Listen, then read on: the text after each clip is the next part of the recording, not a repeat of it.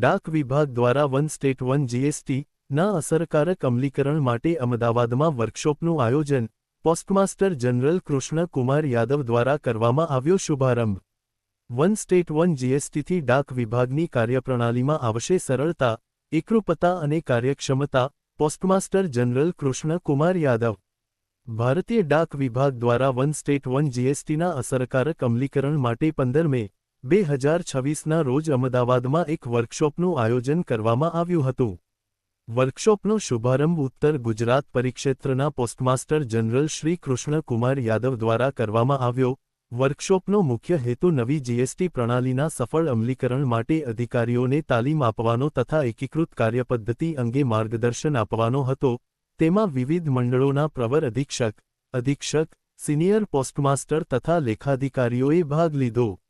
શિવા કુમાર, સુશ્રી પૂજા રાઠોર, સહાયક લેખાધિકારી શ્રી રામસ્વરૂપ મંગાવા, શ્રી સુભાષ કુમાર, શ્રી ઋષભ મહેતા, સહાયક નિદેશક શ્રી વારીસ વહોરા, શ્રી ઋતુલ ગાંધી સહિત અનેક અધિકારીઓ ઉપસ્થિત રહ્યા હતા। રિપોર્ટર કશ્યપભાઈ ભટ્ટ, અમદાવાદ।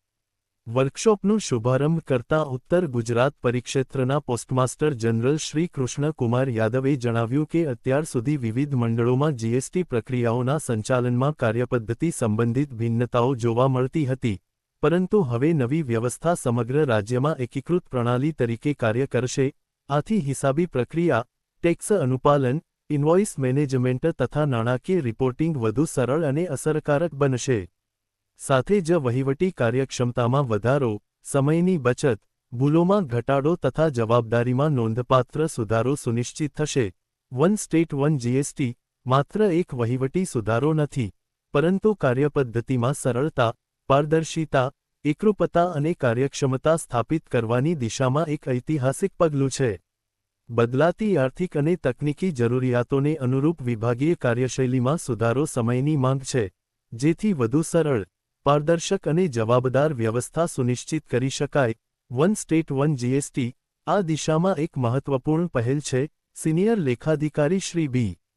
શિવા કુમાર તથા ચાર્ટર્ડ એકાઉન્ટન્ટ કન્સલ્ટન્ટ શ્રી નિર્મલ ભંડારી દ્વારા વર્કશોપ દરમિયાન જૂની અને નવી જીએસટી પ્રણાલીની તુલનાત્મક સમીક્ષા, સપ્લાયનું વર્ગીકરણ, જીએસટી ફ્રેમવર્ક, નોંધણી અને તેની લાગુતા, ઇનપુટ ટેક્સ ક્રેડિટ માટેની પાત્રતા, પ્રતિબંધો, ક્લેમ પ્રક્રિયા તથા આવશ્યક દસ્તાવેજીકરણ, સીજીએસટી નિયમ 42 અને 43 હેઠળ ઇનપુટ ટેક્સ ક્રેડિટ વર્ગીકરણ, કોમન ક્રેડિટની ઓળખ, બ્લોક ક્રેડિટ વિશ્લેષણ તેમજ પાત્ર અને અપાત્ર ઇનપુટ ટેક્સ ક્રેડિટના વિભાજન, માસિક રિટર્ન ફાઇલિંગ ચક્ર અને અનુપાલન ન કરવાના પ્રભાવો તથા જીએસટી હેઠળના ટીડીએસ પ્રાવધાનો અંગે વિગતવાર માહિતી પ્રદાન કરવામાં આવી હતી।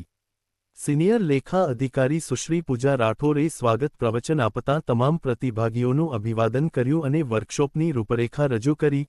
પોસ્ટમાસ્ટર જનરલ કૃષ્ણ કુમાર યાદવે જણાવ્યું કે ડાક વિભાગમાં વન સ્ટેટ વન જીએસટી વ્યવસ્થા અમલમાં આવવાથી વિભાગીય નાણાકીય વ્યવસ્થાપન વધુ સુવ્યવસ્થિત, પારદર્શક, એકીકૃત અને અસરકારક બનશે। અગાઉની વ્યવસ્થામાં દરેક ડ્રોઈંગ એન્ડ ડિસ્બર્સિંગ ઓફિસર ડીડીઓ માટે અલગ અલગ જીએસટી અને જીએસટીટીડીએસ નોંધણીઓ કાર્યરત હતી। હવે ડાક નિર્દેશાલય દ્વારા અમલમાં મુકાઈ રહેલા આ નવા ફ્રેમવર્ક હેઠળ દરેક રાજ્યમાં વિભાગ માટે માત્ર એકીકૃત જીએસટી નોંધણી રહેશે। આ માટે પોસ્ટ વિભાગ દ્વારા કેન્દ્રીકૃત સિંગલ પાન મેળવી તેને સંબંધિત જીએસટી નોંધણીઓ સાથે યોગ્ય રીતે જોડવામાં આવ્યો છે। નવી વ્યવસ્થાથી ઇનપુટ ટેક્સ ક્રેડિટનો વધુ અસરકારક અને યોગ્ય ઉપયોગ સુનિશ્ચિત થશે। કરચૂકવણી પ્રક્રિયા કેન્દ્રીકૃત અને સરળ બનશે। અનુપાલન સંબંધિત પ્રક્રિયાઓમાં એકરૂપતા આવશે તથા વિભાગીય નાણાકીય કાર્યક્ષમતામાં નોંધપાત્ર સુધારો થશે।